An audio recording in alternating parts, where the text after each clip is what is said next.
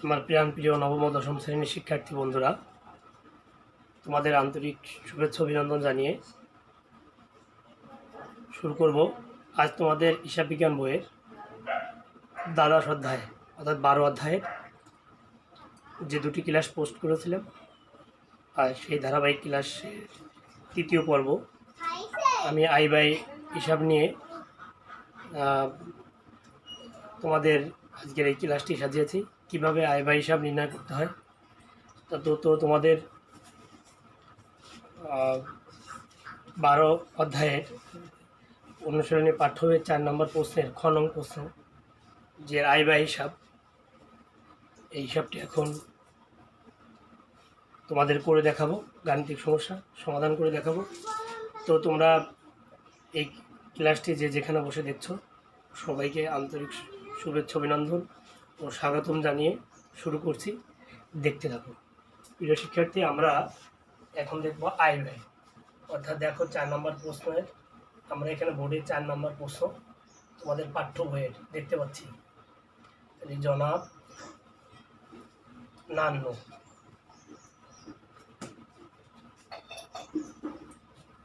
এর আয় ব্যয় হিসাব কত সালের? 2017 সালের 31শে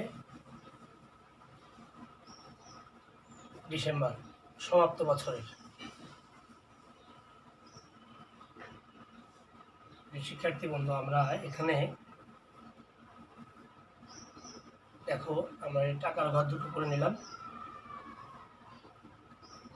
টাকার পরিমাণ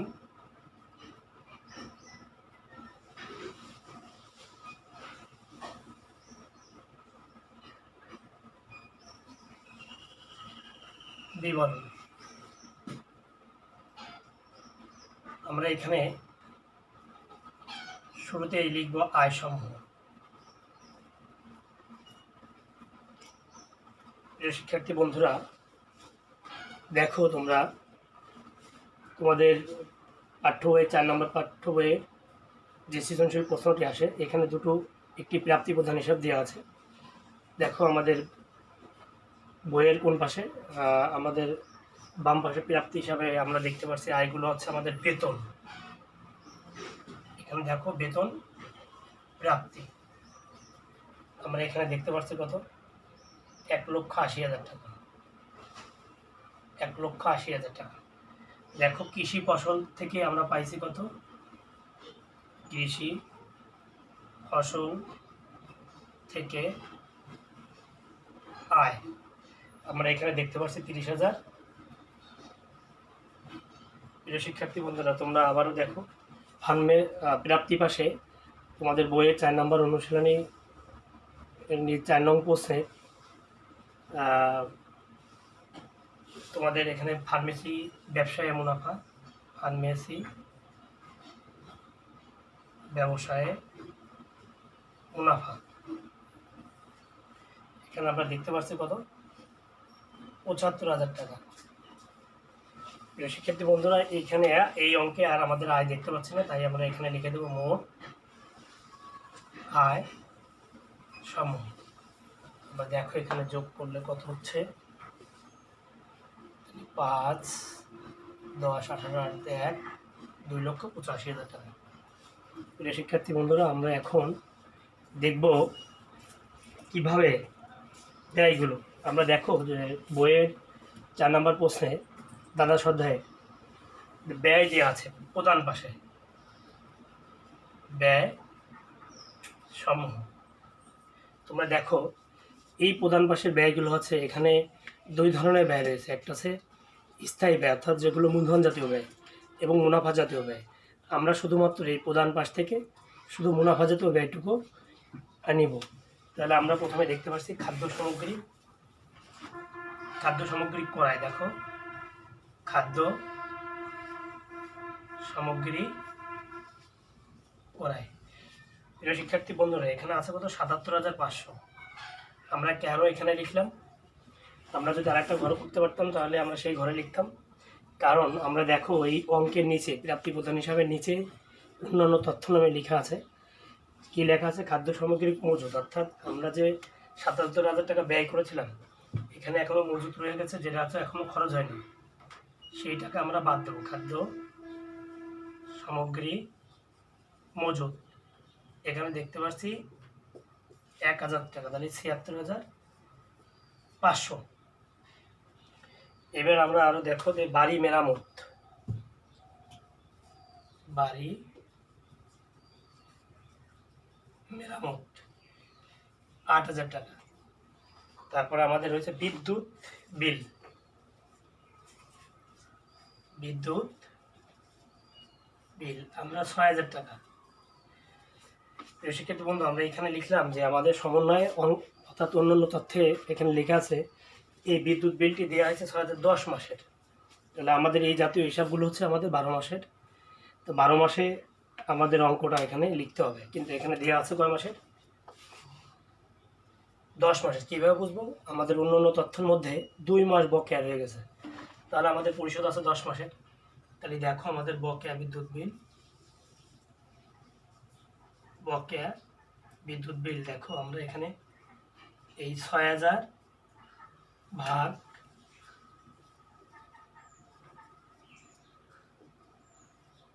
১০ গুণ ২ আমরা বের করব কিভাবে?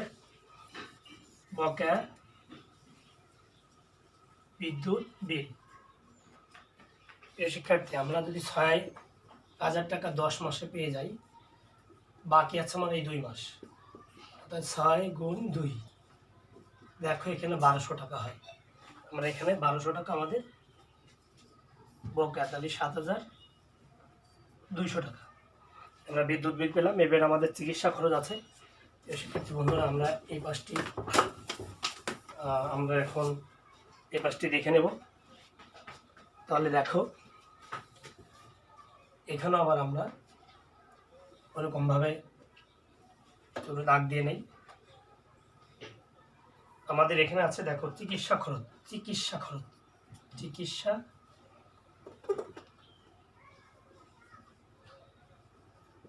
খরচ, চিকিৎসা খরচ আমাদের ৩,৫০০ টাকা। তোমরা দেখো তোমাদের প্রধান পাশে চিকিৎসা খরচ আছে ৩,৫০০ টাকা। এইবার দেখো লেখাপড়ার খরচ আছে ১৪,৫০০। লেখা পড়ার খরচ আমরা দেখতে পাই ১৪,৫০০ টাকা। তারপর দেখো কাপড় চোপড়ে আছে আমাদের কত? কাপড় চোপড় খরচ বা ব্যয় এখানে আছে আমাদের ১৬,৭০০। এই শিক্ষার্থী বন্ধুরা দেখো আমাদের এই ৪ নম্বর প্রশ্নের উপরে দেওয়া আছে ১২% ঋণ, ৬০,০০০ টাকা। তাহলে আমাদের ঋণের সুদ এখানে আমাদের অবশ্যই ইনক্লুড করতে হবে। কিন্তু আমাদের প্রধান পাশে পরিশোধ আছে কত? ঋণের সুদ, ঋণের সুদ দেওয়া আছে ৫,৮০০। কিন্তু আমরা যে এই যে ৬০,০০০ টাকা ঋণ ছিল কত? ৬০,০০০ গুণ তার কয় পার্সেন্ট? ১২%। এখানে করলে আমাকে ৬-১২-৭২, কিন্তু এতে আমাদের পরিশোধ করছে কত? ৫,৮০০। তাহলে আমাদের বাকি থাকে ১৪০০ টাকা। এটা বাকি সুদ। ওকে, তাহলে এখানে বকেয়া সুদ লিখে দাও ১৪০০, তাহলে আমাদের এখানে ৭২০০। প্রিয় শিক্ষার্থী বন্ধুরা, আমরা যদি এখানে মোট ব্যয় লিখি, আমাদের আর ব্যয় নেই, তাহলে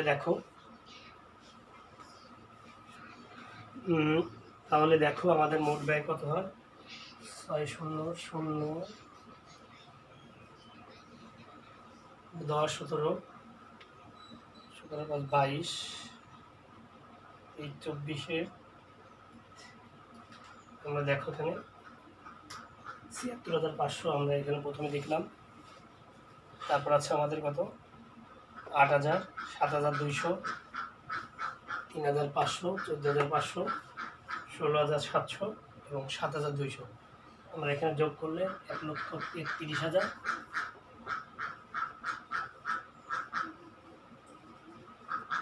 600। এটা আমাদের মোট ব্যয় সমূহ। আমরা ব্যয় দেখতে পাচ্ছি প্রিয় শিক্ষার্থী, আমাদের আয় থেকে যখন ব্যয় বাদ দেবো তখন আমাদের কি হবে? 1,51,400। দেখো এটা আমার আয় উদ্বৃত্ত, অর্থাৎ ব্যয় নিযুক্ত আয় বা আয় উদ্বৃত্ত। আয় উদ্বৃত্ত। প্রিয় শিক্ষার্থী বন্ধুরা, আমি আবারও শুরু থেকে একটু বলছি যে আমরা আজকে জানবো হচ্ছে তোমাদের পাঠ্য বইয়ের 4 নম্বর দ্বাদশ অধ্যায়ের 4 নম্বর প্রশ্নের খ। সেখানে আমাদের আয় ব্যয় হিসাব প্রস্তুত করতে বলা হয়েছে। দেখো আমরা 2017 সালে 31শে ডিসেম্বর সমাপ্ত বছরের আমাদের বইতে প্রাপ্তি এবং প্রদান একটি অঙ্ক দেওয়া আছে। প্রাপ্তি কথার বলতে হচ্ছে যে আমার যে টাকা ছিল এবং যা আয় হয়েছে সেটা। তাহলে আমাদের আয়গুলো আমরা লিখলাম বেতন প্রাপ্তি, কৃষি ফসল থেকে আয়, ফসল ব্যবসার জন্য মুনাফা। এই তিনটা যোগ করে আমরা 2,85,000 টাকা মোট আয়। এবার আমাদের প্রধান পাশ যে অঙ্কের দেখো প্রধান পাশে এই সকল এন্ট্রিগুলো, খাদ্য সামগ্রী 77,500, কিন্তু অন্যান্য তথ্য ছিল মজুদ। তাহলে এই টাকাটা খরচ হয়নি জন্য বিয়োগ করে 76,500 লিখলাম। বাড়ি মেরামত 8,000, বিদ্যুৎ বিল 6,000। কেন লিখলাম? আমাদের দেখো তথ্যেতে আছে 2 মাস বকেয়া। তাহলে আমাদের এই 6 মাসে দেওয়া আছে কত? 10,000, 6,000। তাহলে 1 মাসে হচ্ছে আমাদের 600। 2 মাস যদি থাকে তাহলে 1,200 টাকা বকেয়া, 7,200। দেখো আমরা চিকিৎসা খরচ দেওয়া আছে, প্রধান পাশ থেকে নিলাম। লেখাপড়ার খরচ, কাপড় চোপড় খরচ, ঋণের সুদ। দেখো আমাদের অঙ্কের উপরে ঋণ ছিল কত? 60,000 টাকা, 12%, সুদ হবে 7200। কিন্তু আমি পরিশোধ করছিলাম প্রধান পাশে 5,800 টাকা। তাহলে আমার বাকি ছিল 1,400 টাকা। সেই 1,400 টাকা এখানে যোগ করলে 7,200 হয়। তাহলে আমাদের টোটাল এই 7টি খরচ যোগ করলে আমাদের হচ্ছে 1,33,600। অর্থাৎ আমার আয় থেকে যখন ব্যয় বাদ দেবো তখন আমরা আয় উদ্বৃত্ত পেলাম, বা ব্যয় অতিরিক্ত আয়, অর্থাৎ আয় থেকে ব্যয়, ব্যয় থেকে আয় বেশি। তাহলে প্রিয় শিক্ষার্থীরা, তোমরা কীভাবে আয় ব্যয় হিসাব প্রস্তুত করতে হয় পরবর্তী ক্লাসের জন্য, পরবর্তী ক্লাসে তোমাদের আবার আর্থিক অবস্থা কীভাবে বের করতে হবে সেটা নিয়ে আসবো। সেই পর্যন্ত আমার সুস্থ ভালো থাকো, সবার প্রতি শুভকামনা রেখে আজকের ক্লাস থেকে বিদায় নিচ্ছি। ধন্যবাদ সবাইকে।